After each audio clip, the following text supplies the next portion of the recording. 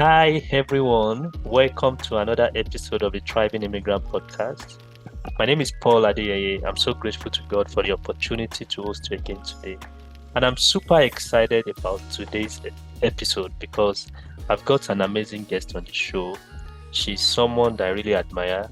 She has been she has been of great support to the community. She's someone that is very passionate about helping people. Whenever she learns something new, she's always ready to share. And I'm using this medium to introduce you to my guest. Her name is Tayo Badejo. She she calls herself the Adult Immigrant, and I'm happy to have you on the show. So welcome, Tayo, and thank you for coming to the Thriving Immigrant podcast. Thank you very much, Coach. Happy to be here. All right, you are welcome. So first of all, you are looking on point. We are recording this on a Friday, and it's summer in Canada. So welcome once again. Welcome to the Thriving Immigrant podcast. I Thank you. see what you are doing online. You are one of those people that share a lot of things about career, and I'm really impressed about what you are doing. I'm not going to say I've studied your journey, but I appreciate your journey, and I've seen your growth, and I would commend you for what you are doing. Thank Coming you. to Canada, most people, let me not say most people, let me say for me, when I was coming to Canada, it was a mix of emotions. I was excited, at the same time, I was anxious because I knew I was going to start by looking for a job. And I think most people go through that process as well. Like there's an excitement part and there's an anxiety part to it. So I know you came to Canada probably in the middle of COVID, and I would like you to just share your immigrant story, like your immigration story. How did you move to Canada? When did you move to Canada? And why Canada? Okay. Thank you very much. I must have said this story like 1 million times, but I'm always very happy to say it. So, why Canada? I'm going to say everything together. So, I'm not separating it. So, in 2017, I went on a medical tourism to the US 2016 actually, to have my son, my last child. And when I was in the US for 3 months, I was staying with a friend of mine and a family, young family, similar to ours. And I just loved the lifestyle. Like it was quiet, it was stress-free. There was no buzz, but you know, it was just a clean life. And so when my husband came to join me, I said to him, Leko, I think I want to move abroad. Oh. He said, you like Lagos, all the action. I said, well, I mean, I've liked Lagos this far. Maybe it's time. But we didn't think anything of it because when we tried to find out how we could move abroad, someone told us about Canada, but they now sent us one link of a big document to read or get an agent or something like that. So that seemed far-fetched to us because it was like, oh, it was a lot. Fast forward to when I resumed work in 2017, like end of 2016, then 2017. In my team, there was a lady in my team that joined us. Weren't really close at the time, but towards after a couple of months, we said to, it's very hard not to be close to me because I'm a bit loud at work. I'm friendly overly. And so she just said, Ty, I want to tell you something. I'm leaving the company. I was like, oh my God, you're leaving the company just at the point when I'm getting to know you and like you. She was like, yeah, but it's for good. Like it's for good. I'm moving to Canada. I said, Canada? Okay. Okay. And she said Canada. And I'm like, okay, so how do people do that? She just said you write IELTS. Just started telling me like she was just pouring it out, pouring it all out. And I was like, okay, sounds interesting. So I went to Naira Land Mm. because that was where I did all my research when I was going for my medical tourism to have Jaden. And so I started seeing all sort of myths that the IELTS was impossible to pass. And once you say you are going to immigration, you're going to immigrate, that they will never pass you, blah blah blah. So I went back to the lady and I said I had this. I said, all that is a myth. That I did my IELTS just twice, just to get the mark I needed, and I got it. And she was just trying to demystify it and say, you know what? Instead of getting overwhelmed, break it down a step at a time.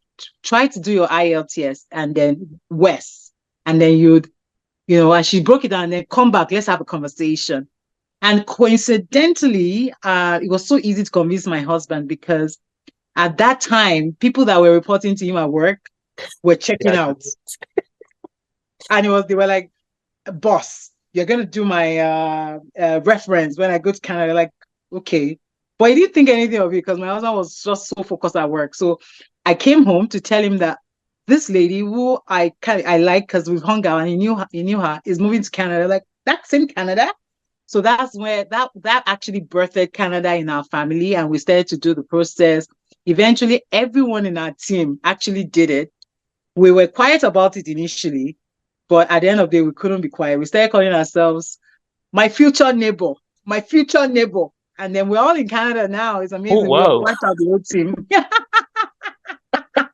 Oh, We okay. went out the whole team. Yeah, I remember the first day we came, we had a reunion. In the guy that came ahead of us, he bought a house and we're all there. So it's been a very nice, close-knit family. But we moved the team to Canada and we're all future neighbors. We're all real neighbors. Was now.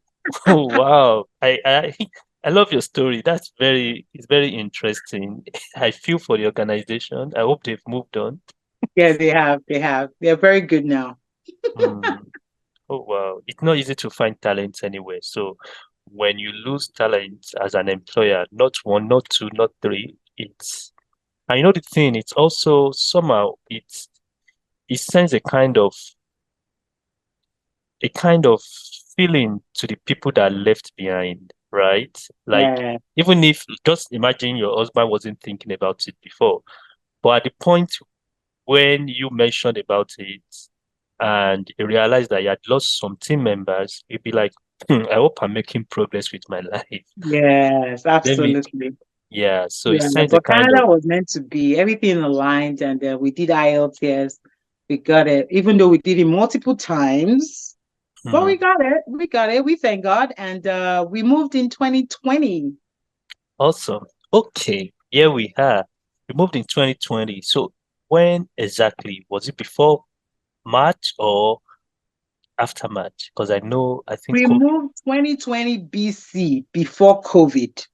Okay, that is interesting. BC. Okay, Just before for COVID. It was COVID. February 1st, 2020. It was just COVID seemed so far away at the time, even though my husband insisted that we wear masks and take sanitizers. I thought it was over exaggerating, like, dude, you have come again with this, your fickle.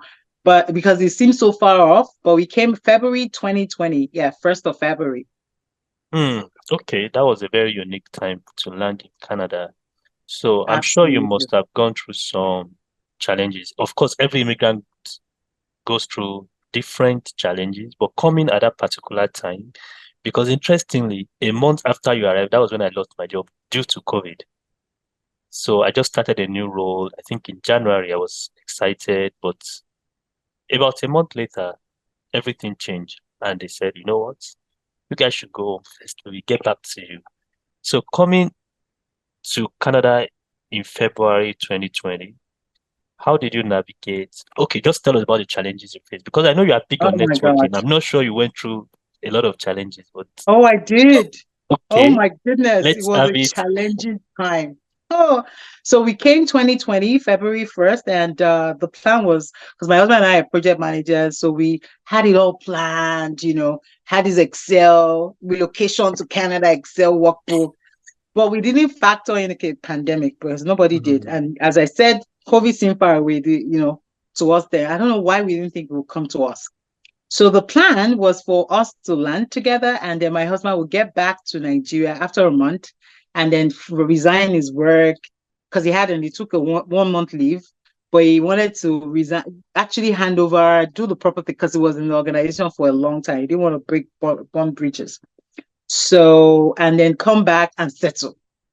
And so we started off that way. It was like kumbaya. We were accepted by some lovely family who have now become our family here in Canada. They were my husband's colleagues in Nigeria. And so we were there for a month and everything shut down. So we started by the day we got here, we got phone lines because we had our resumes prepared by all those pre-landing programs that so we just needed a number and address, location. So we started to send our resumes because honestly, we have never been out of work. I've always been working from the day I finished from university. I've been working, and same as my husband. So we knew there would be a gap, but we didn't think it would be long because we have credentials. We started to apply and apply and apply and apply and apply, and nothing happened. It was just rejection. I was so depressed because I started to think that people that have been here for so long, they lost their job. How much, I just came. I didn't even have a job. I never worked here. It was so bad. And then my husband went back. He was then stuck in Nigeria. He had to be looking for evacuation flights from Nigeria, over 1 million. It was so chaotic, really. And then we were living in the basement without, maybe I think without windows. So you know how they talk about that depressing. No, it was not a fun time at all. But thankfully, we had people that were like the family that was around. We're all stuck together, so we would talk to ourselves. And then the wife said, "You know what? Because I was torn. I've worked as an accountant for so long in finance, but I didn't enjoy it anymore. And I did human resources for a year back home in Nigeria, but my experience was not enough to get a job as HR. I spoke with some people in HR, and they said that, they spoke about the peculiarity of the human resource positions here in Canada and how you need to do the certification, blah, blah, blah, all that stuff. And so my friend said, Tayo, you know what? Why don't you use this opportunity to go back to school, make yourself credible, as an HR professional, the government will pay your school fees, and then you make it your pandemic story. That was amazing. That's why I will never forget that family. And that's what I ran with. So I ended up connecting with people that advised me on how to go get OSAP, go back to school. I did it for a year, post-grad, and so I did some customer service role, which I don't really talk about anymore. But I then got into the workforce through co-op from the program that I did. Then I did certifications in HR and all that, and then I got into the workforce. So that became my pandemic story, because when Canada is all about storytelling. So whenever I'm telling my story of, my lows, my recent lows, and I'll talk about how my pandemic story is going back to school after 15 years of structured education. But I came out with honors, and I was able to immediately, do certification and pass one time, which I was so proud of myself about. And then, and I got into the workforce. So it all worked out for the best. I think that period made me stronger. And I got to connect with people that I will usually not connect to, because it was a virtual world. And I'll literally be joining webinars upon webinars. We're doing nothing anyway. And I was building the network of mentors, even without them knowing. Because when I go for a webinar, I'm drawn to someone. She gives me power. She gives me energy.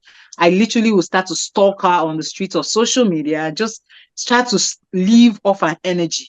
And that's how I got myself out of that doom of depression of what did I do there, to getting my voice back gradually and gradually and gradually. Oh, wow, Tayo, you've got a very beautiful story. And, I think we went back to school at the same time, because when I was let go too, I decided to go back to school. And I remember the conversation with one of my friends, because we were 3 in that company from Nigeria that just started. And that was when they let us go due to COVID. So I was thinking, I was like, we don't even know what the future holds. With this COVID, it looked like the world was crashing. Interestingly, at that point, there was OSAP opportunity, one, and it was even school from home. So I just needed a laptop. I didn't visit my school till I graduated. And that was my pivotal moment where I transitioned completely into something else. So it's good to hear you sharing that. And you've touched on almost 2 other questions I was going to ask you by just answering that particular one. And I really appreciate your story. So thank you for sharing that. Thank you. You mentioned co-op, and I just want to this medium to explain what co-op means for non-Canadians. Co-op is like internship, or you can call it CWES. COS or internship. So that's what co-op means. And OSAP means OSAP is I think is only for Ontario residents, where the Yeah, government but every every province has province their own, yeah, right. Yeah, but OSAP is peculiar for Ontario residents, where the Ontario government resident. uses your income to decide or to determine how much they can use to support you in loans and grants. I don't know So, the current status of that program, but I believe they still have OSAP. oh yeah, they still have it. They still have Right. it. It's all income based, family and income based, family size and income And based. income based. Right. Yeah. Okay, now, so still on career, because this is probably the reason why I invited you to this podcast. What are some of the mistakes that you think immigrants make when trying to either transition into a new career or trying to navigate the career space in Canada? Okay. I think the number one mistake is having the mindset that they can't do it. Canada is a land of opportunities. You can literally be anything you want to become. It's like a clean slate for you, but it starts from the mind. You have to believe it. You have to want it before you even conceptualize it and actually execute it. So it starts from the mind, knowing that Canada is a land of opportunities and you can be anything. And I mean, and that's why I emphasize on that anything. Right? When I'm talking to people, I say you can be anything you want. Anything. You just have to believe it first and, let your mindset know that you can do it. The second thing is, which I don't blame people for, is not seeking for coaching and mentorship. The reason why I don't blame is that coaching, sometimes as immigrants, one of our scarce commodity is money. And so you don't have that money at that time to pay someone to help you leapfrog from where you are to where you want to be. So you will think that you can do it on your own, but honestly, you can't. However, there are so many ways there are so many things you can leverage on. For example, I didn't have the money too, but I was one of those that took advantage of all opportunities that I found. Like my ears were on the ground, and people that I met in the people that were there for us there to support us that I met knew that I was hungry Right. for that kind of support, but I couldn't afford it. So that's why even if they couldn't personally help, they once they see an opportunity and they think about all the immigrants on their call list, they will think of me and then send me an email and say, Tayo, this opportunity came about and I know that you fit in perfectly into it, because they could feel my hunger. So I didn't even know, honestly, I didn't know what the end was. All I knew is that I came to this Canada with the mindset that I was gonna, I was gonna be successful. We're going to And win. so yeah, I was gonna win. And so even in the midst of lack of like I had nothing to show for it at the time, people could still feel it in the passion when I'm speaking, and they would just say, oh, okay. And case in point, one of the most pivotal moment of my first few months was when I joined this program. It was I think it was another name at the time, but right now they are called Achieve. Now I do a lot of work for them anyway. Right now, because I'm one of their poster children. And so Achieve is an organization that helps internationally trained professional women. Hmm. And I remember that the I can't remember what they call them now, settlement officer or something like that, that I met when I landed in the city I was then, because I'll call her for advice. I'll call her. She was my go-to person for everything. She just saw a flyer about that program, and she said to me that they only per cohort they only select 12 people, and but she's so certain that they will select me. That's what she Hmm. said. That was the email.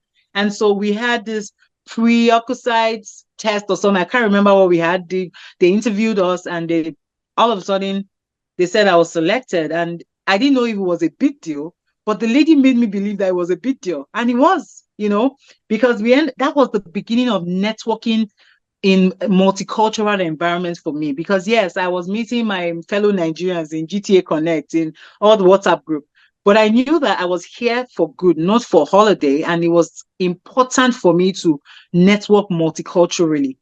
And so what I want to bring out from it is that even if as an immigrant you can't afford to pay coaches or mentors, you have to, what resources you have to, whatever resources you have to be hungry enough that anybody that you meet perceives it, and they will be able to push opportunities your way, free opportunities funded by the government. And you take advantage of all those opportunities, because those things are gems. Hmm. Honestly, they work wonders in my life. I found my voice in that program.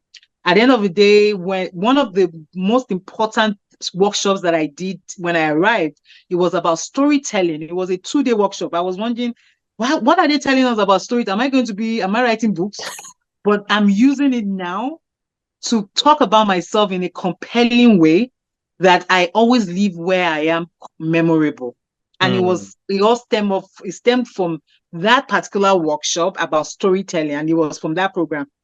you know Little things like speed networking, kind of like dating. I recently did the in-person one. It was so exciting for me, because obviously when they started all those things, I was no more dating, so it was exciting for me. But I remember that program, we had it virtually, and it was my very first time ever doing it, and it was so exciting, having just 5 minutes to sell yourself, your value added proposition to the next person. It might not lead to anything, but you just have to put yourself out there. And I was cringing then. I was not able to articulate my values and my what I'm bringing to the table. But the journey started from there for me, and it was all free. They even paid me to Oh, attend that wow. program. So Wow. it's amazing. So I think that immigrants, you need to put your ears on the ground. But even when you haven't found your voice, the hunger has to be visible, so that people can push opportunities your way, and you leverage on those opportunities, because you need to find your voice. You Hmm. need to find your voice. A voiceless individual in Canada will not thrive. And that's it. It's so sad to say, but if you cannot voice out and articulate your values, I don't know, you might not be It's able been to tough. survive the Canada life. Wow. Thank you. That was a very, very powerful one. And you've touched on, I don't think I have another question for you. Answered all my questions. I was going to ask you about tips to network and all that. Strategically meeting people with a purpose. So when I say with a purpose, it doesn't mean that I'll go out there and network and be saying, "Oh, Coach Paul, Coach." No, I'm not going to call you. Let me just. Oh, Lara, nice to meet you. My name is Tayo. I'm I'm looking looking for a for job. job. No, that's not what I mean. That's not. But you still have to have a purpose. You know what you want, but that's not why you're meeting Lara. Hmm. However, you're meeting Lara at that point. You want to stay memorable. So storytelling comes in. You share your story passionately so that they'll remember you, that girl that, you know, and then you have to ensure that you nurture that relationship.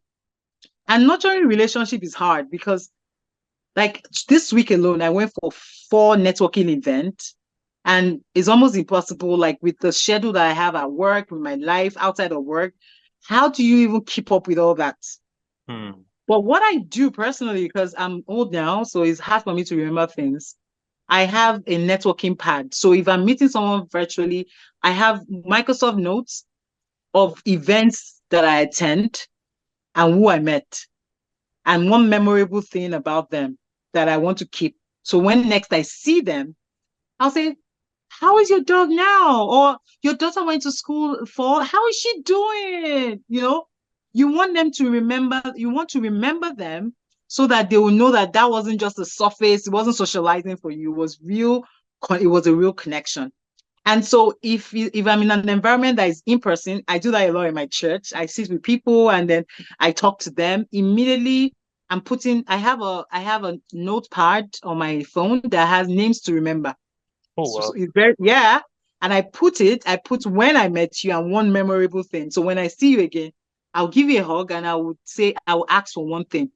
that thing, oh, I know that it has never failed me since I started using it. I don't know where I got that tip from, but it has never failed me. So we have to ensure that we nurture, because everyone knows that we're on the streets networking for a purpose. We're all doing it. Even the person you're meeting is doing it upwards or downwards, because we all need each other. That's why we are in this. Nobody is created in isolation. But what makes you stand out from the person that goes around, meeting people here, there, and there, is what you do after meeting them. You have to ensure that you nurture it. And some people think it's so hard, but it's not that hard, because when you say nurture, you don't even have to connect with them immediately or like every day. Everyone is busy. But when you do, you have to let them know that you remember them. They're not just a number on your phone or something, or your email. And then you never know when you need them, but you can only reach out to someone when you need them if you took the pain to nurture that relationship. Because even myself, sometimes I just get people randomly on LinkedIn, and because I know I've been in their shoes, so I'm always like, okay, I don't want to neglect, but then it can be overwhelming. I don't know you. You said I don't know you from Adams. Maybe we met, and then you say I should refer you. I want to do it because you are pressing I want everybody to level up in our community. But is it fair? Is it really fair on me for you to reach out just randomly? You met me once, you didn't nurture the relation, and you just think that, hey, Tayo, there's a role in your organization. Can you refer me? Hmm. We need to take time to nurture relationship, and it cannot be hard. We have tools, tools to use. Remote life is the best. Have a Microsoft notebook. Keep a tab for events that you attend, and just write things that are memorable. People that you see me writing notes in networking events, like I'm a secretary. But I'm just keeping the notes. And in real life, I just throw out the joke, say, I'm so old these days. I don't remember people's names. Do you mind? And I say, Tayo sat down near her in church and everyone is just cracking up.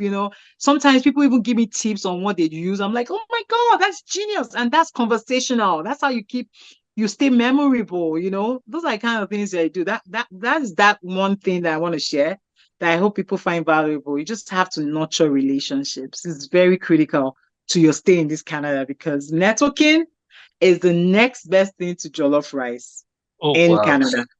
Thank you, Tayo. I didn't even want you to stop, right? I think this is the most powerful thing I've heard about networking. I love how you are so passionate and intentional about it. I read in this book by Dale Carnegie, How to Win Friends and Influence People. It's a very powerful book. The guy said, make sure you remember everybody's name. Hmm. Once you are able to remember their names and have something memorable, that's what you've been practicing. Oh, And wow. I haven't read the book. now you haven't read the Amazing. book. I think you should read the book. I will Yeah, read the book now. I will read right. the book. So it's very powerful. I love how you shared it, and I love how you've been intentional about building and nurturing relationships. Because like I tell people, like you don't network when you are looking for something. It's not Yeah. when you are looking for a job that you're networking, but it's good that you network. But you don't expect results the next day, the next week. We are all humans. You too, you've gone through that before, and you just imagine what you just shared about the random people coming to your DM asking for a referral. And truly, if you are referring someone, you are kind of saying, I know this person, and I think this person will do the job. But you can only refer a friend or someone you know. So if you decide not to Absolutely. nurture the relationship, you're not going to get anything out of it, and it's going to be frustrating. Absolutely. Yeah. You're so right. You're so right. Thank you. Beautiful conversation. I'm loving it. Um, I was going to ask you, like, is one thing to get a job, is one thing to transition into a new career, is another thing to grow on that role. And in your own case, you've worked for maybe over 15 years in Nigeria. Do you think there's any tip or something different about Canadian work culture that people need to take note of? Like, working in Nigeria, maybe we are not so chatty, and everybody just does what it needs to do. And if you have a friend, you can meet with a friend outside working hours. Do you think the Canadian workspace culture is different? And is there a way you can play the game to ensure that you grow accordingly on your role? Okay. I think that for my experience, so this is for my experience, it could be different for others. I believe it's different. Nigerian workspace is different, even though now looking back and also hearing some of my friends, I think that there's so much globalization happening that everywhere things are changing, even back home in Nigeria. So I don't want my Nigerian friends to come for me. Right. So yeah, because I see a lot of changes. When I listen to podcasts from my professional friends, I'm like, oh my God, this is exactly what we do here. That it's amazing that they're recognizing the same thing back home. But for me, in the era that I worked in Nigeria, that's between 2007 to 2019, that era, not now, to the Canada, the work that I do here in Canada, and the level I am. So I think where you are in your career too matters Hmm. because I left Nigeria like middle management. So I wasn't like entry level. I've worked like you said, 15 years. And so coming here, even though people say you start from scratch, but if you have the right resources and the right space, you're in the right space, you kind of leapfrog and you get back to where you were or just slightly above where you were in Nigeria if you play your cards well. So for the place I am right now, what I realize is that there's a polarity of freedom and responsibility. And what that Okay. means is that as an employee here in Canada, you have freedom to do your work. You're not going to be micromanaged, at least the spaces that I've worked. And then so you have that freedom, but you have to be responsible. You know what I mean? Right. That So can be what that means challenging. is that you and that could be challenging if you are not a disciplined person because you might as well say, "Oh, my boss, I only meet him once a week." You will now be faffing. Then when they ask you what's the value you have brought to the table, you'll be saying, "Yes, sir." There's no manager here that will go and table your talk. You are your own advocate. You know, here in Canada, you advocate for yourself and you have to advocate for yourself. If not, they will assume that you are complacent and you are okay where you are. And if they can't phantom any value you're bringing, then you are the weakest link. So when there's an opportunity to reorg or let people go or reduce costs, you are on top of that list. So Hmm. that's how it works here. So the polarity of responsibility and freedom, you need to be able to balance it out. So yes, we work remotely most of the time, we're hybrid, but you're not going to see me watching Netflix. I don't even watch TV during the week. Nobody touches the TV in our house. And you can as well say, oh, after all, I'm working now. I'm working, but I'm not going to do that because I am actually working. So I have to do that. I don't know if that same level of, because I never worked remotely or hybrid in Nigeria, even though I know people do now. I don't know if Nigerian employees now have that level of discipline. I don't know. But that is there. You need to be responsible.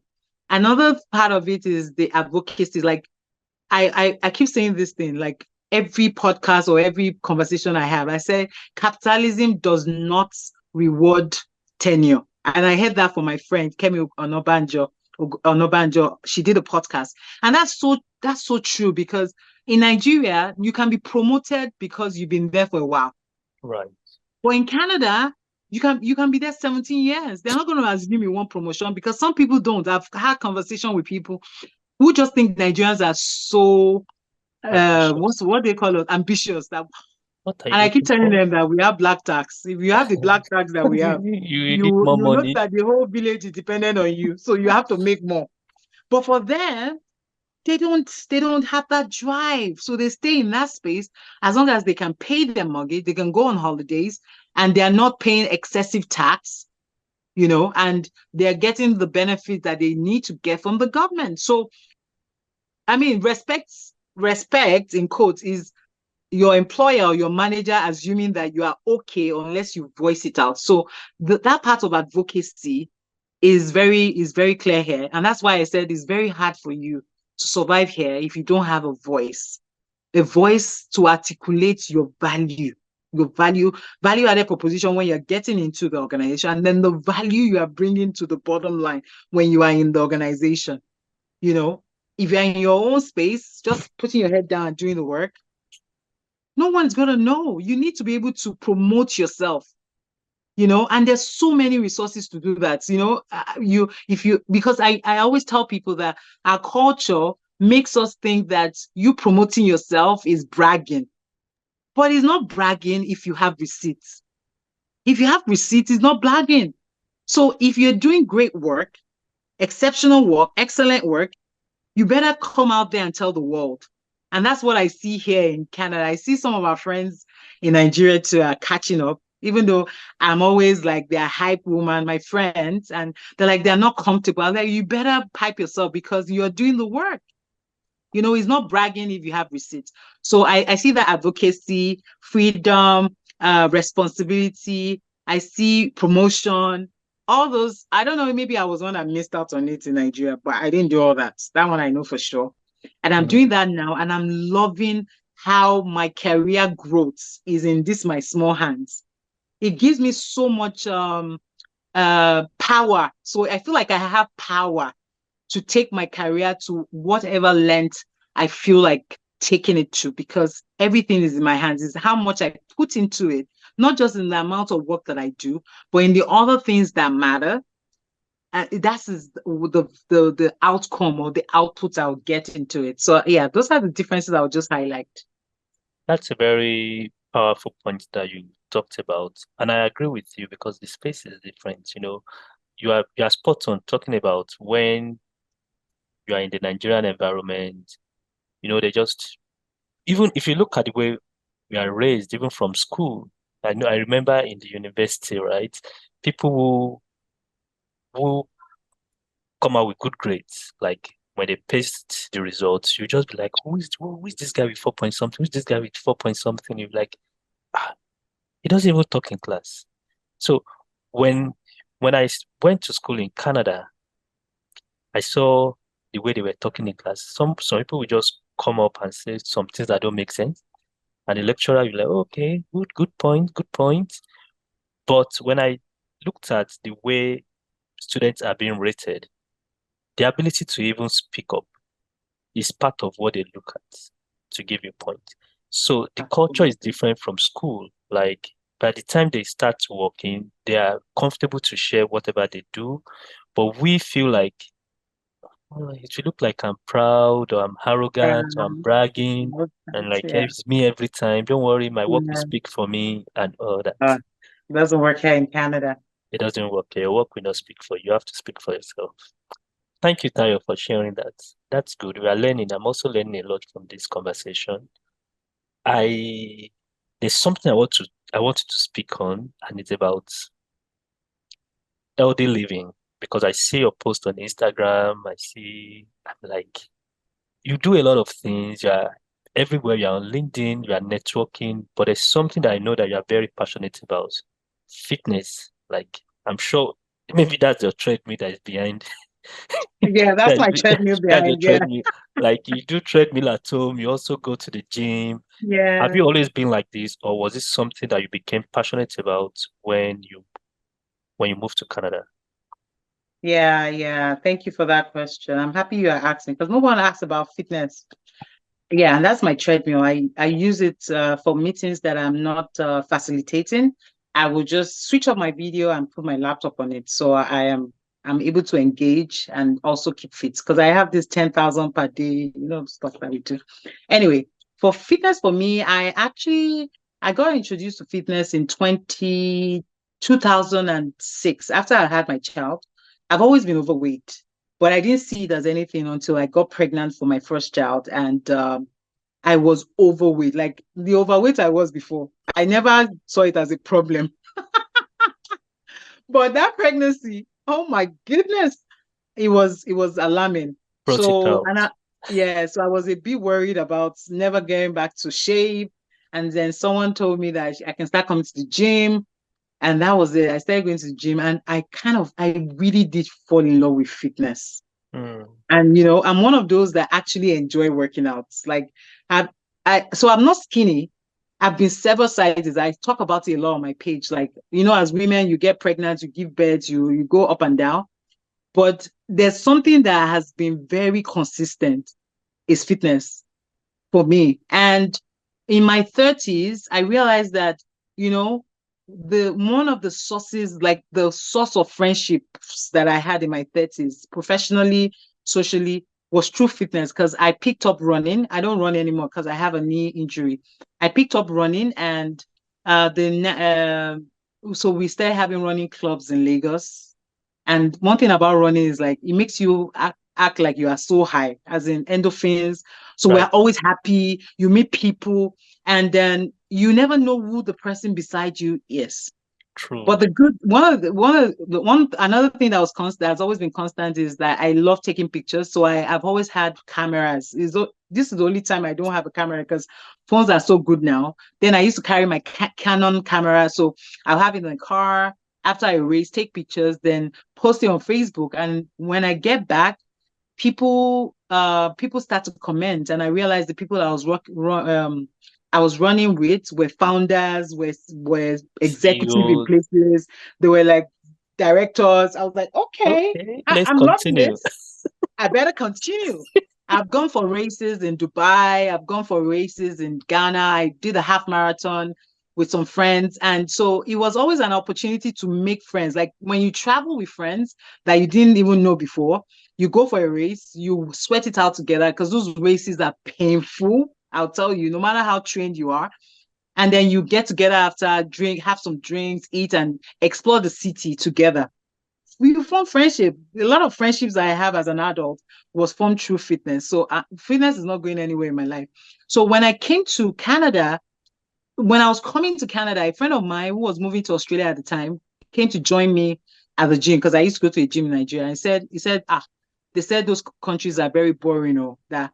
So I want to learn how to use, the gym. And it was then I realized the gifts that I had as an adult, that Hmm. I've been going to the gym from my early 20s.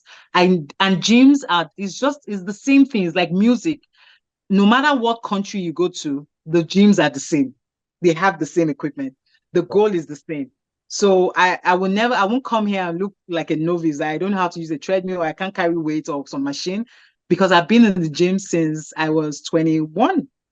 So it's just one of those things that gives me so much joy. And I'm a morning person. So instead of just sitting down in the morning and doing nothing, I would just go to the I've always gone to the gym in the morning, even in the chaos of Lagos. I've always gone to the gym in the morning. I used to wake up 4:30 in the morning, go for races. I've been robbed on the streets of Lagos running. Hmm.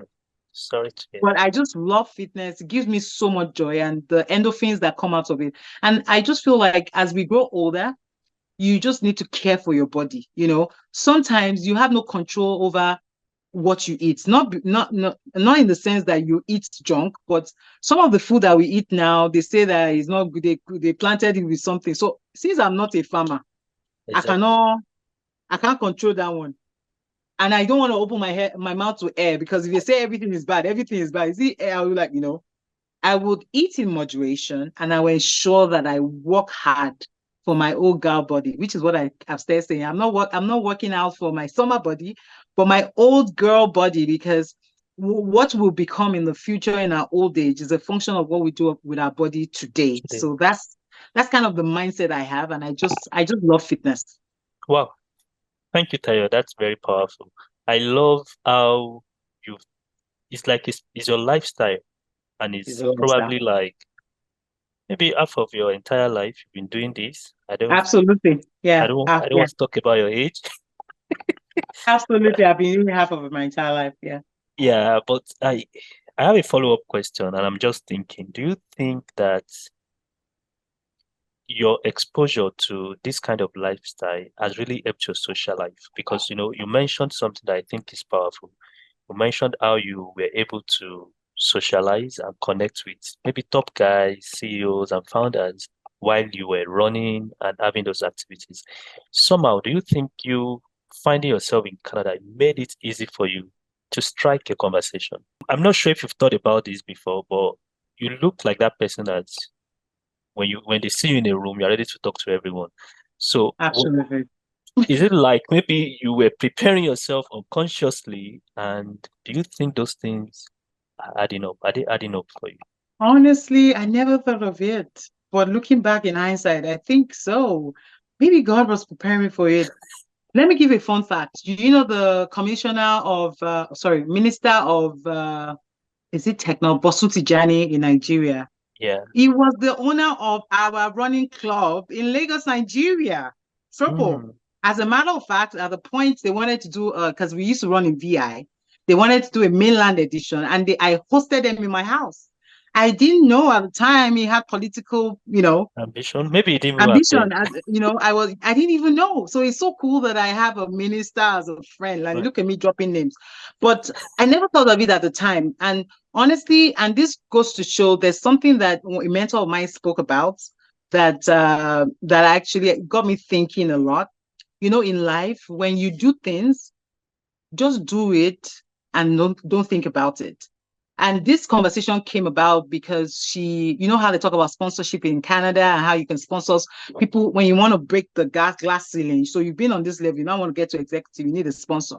And so somehow she was able to sponsor a friend. She doesn't even know the person. She sponsored the person because I gave my word for that person. And so when I called her to thank her, I was like, oh my God, I wish I was as powerful as you. She said, Tayo, you are already, but you are not seeing it Hmm. because the power you have does not belong to you. And what she meant was that when we do things with the mindset that we're doing it not for us, but for the people that will benefit, good things will start to happen to you. Because unconsciously, you are going out there, meeting people, engaging them, not because of what you get from them, but the good that it will be for the community that you represent. So I never thought of it that maybe all that me running around like someone is chasing me, like my friend would say, "What is chasing you?"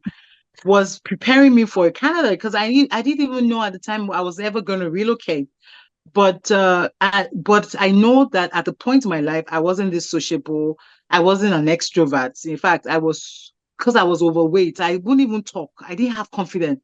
But then when I started to, get together and I see the caliber of people that I'm relating with, that we'd never even know. Because when you wear tight and running tops and you wear running Everybody shoes, looks the it's a same. leveler.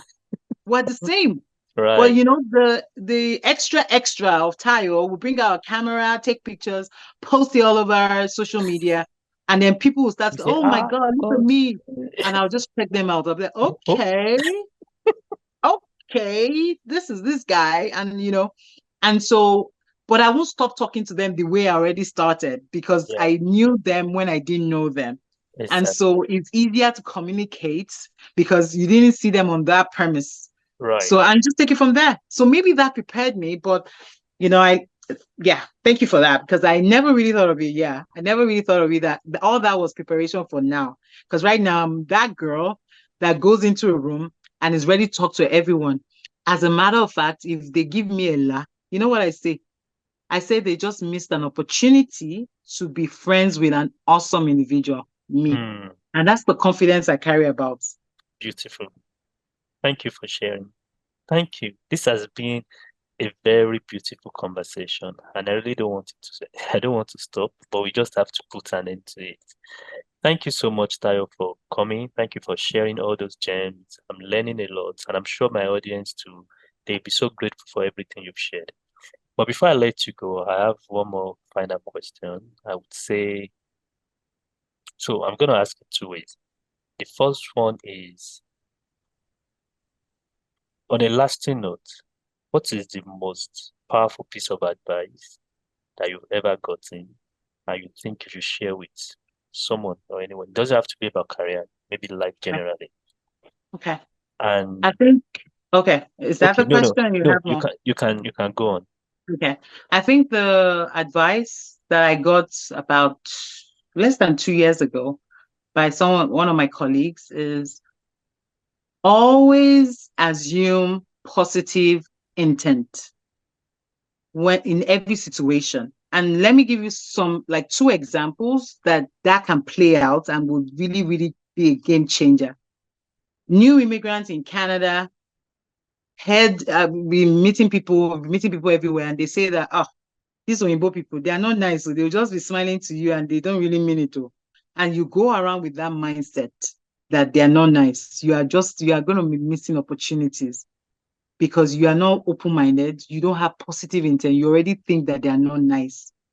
Also, in the career world, so those are things I'm passionate about. Immigrant career. In career, you have a colleague that is always, when in the meeting they want to talk all the time.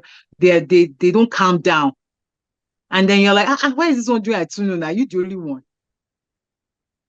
You are not going with an open. Then you now get to connect with them. You now realize that they're new, and this is a real life story. They are neurodivergent, and the reason why they can't calm down is that they want to do the way their brain thinks is different from the way we think. But you were busy judging, and you could have used that to your benefit because those guys are like geniuses.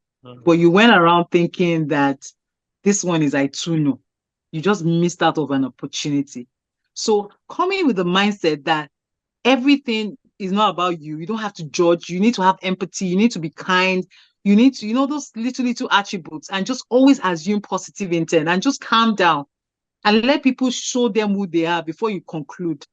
Goes a long way in seeing you as a thriving immigrant in Canada. Is the difference between you thriving and not. And I'm going to end there. Thank you. I think you should end there. I think so. Thank you, Thriving Tayo. immigrants.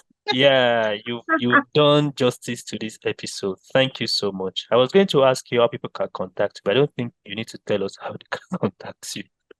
No, you guys contact me because I have my shenanigans on. So I have my persona on Instagram, the playful, witty Tayo that likes God, fitness, family, and career. And then I have my persona on LinkedIn. The serious one. Very professional, professional, but not too serious. But then I'm very passionate of things that I'm passionate about. So check me out on Instagram at Fat Tayo. And Fat means fitness addict Tayo. Okay. Did you know that? I didn't know. Fat Tayo, fitness addict Tayo, and then on LinkedIn as Tayo Badejo, which is my maiden name. I never changed it. So Tayo Badejo. So yeah, looking forward to connecting. Okay, thank you. Thank you, Tayo. On this note, I wish you guys a wonderful day. Bye, everyone, and thank you for tuning in.